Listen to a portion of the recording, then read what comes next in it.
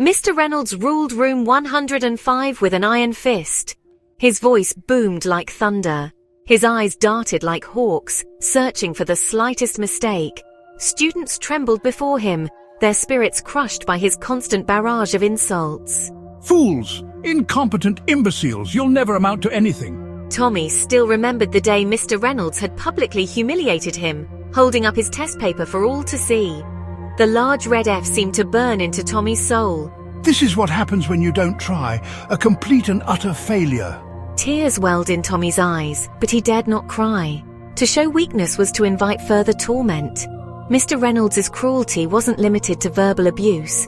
He had a system, a cruel and unusual punishment for those who dared to question his authority.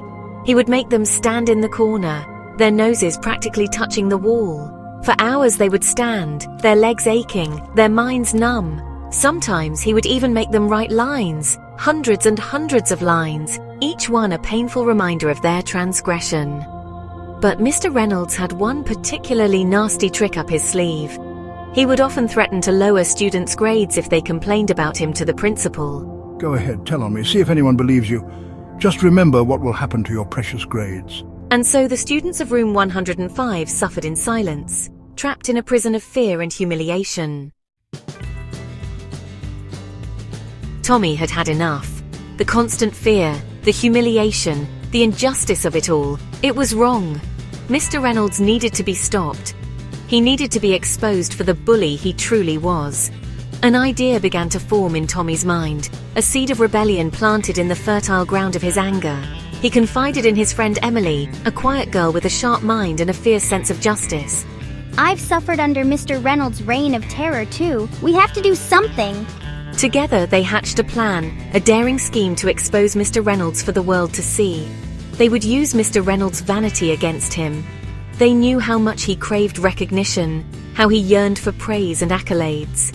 He would often boast about his teaching awards, real or imagined. Tommy and Emily decided to create a fake award, a Best Teacher award so convincing that even Mr. Reynolds would be fooled.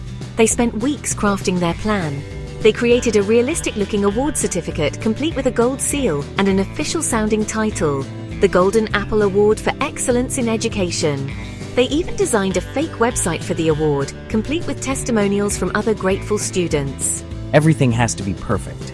Our plan hinges on Mr. Reynolds' insatiable ego. Their plan was set. Now it was time to put it into action. The annual school assembly was fast approaching. It was the perfect opportunity to put their plan into action. The assembly was always a grand affair, attended by students, teachers, parents, and even members of the school board.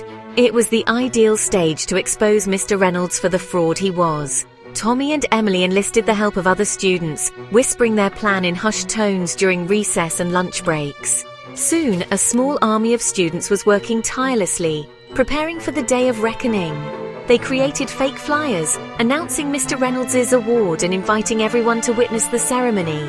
They even managed to get their hands on the school's PA system, ready to make a special announcement during the assembly. The day of the assembly is here. Everything is ready. The air crackled with anticipation. Mr. Reynolds, dressed in his finest suit, beamed with pride as he took his place on the stage. He had no idea what awaited him.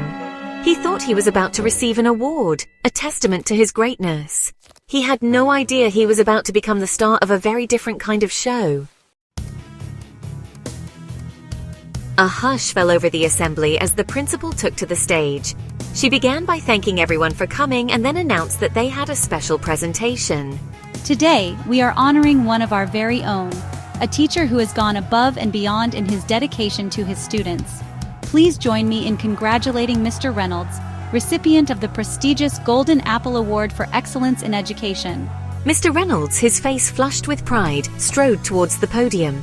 He reached out to shake the principal's hand, but the principal quickly stepped back. Suddenly the lights dimmed, and a large screen behind the stage flickered to life. A montage of images and videos began to play. There, for all to see, was Mr. Reynolds at his worst. Recordings made secretly by students with their phones showed him screaming at the top of his lungs, berating students for the smallest of mistakes. There he was, caught red-handed, accepting bribes from parents in exchange for better grades. The mask of the respectable teacher had fallen, revealing the bully that lurked beneath.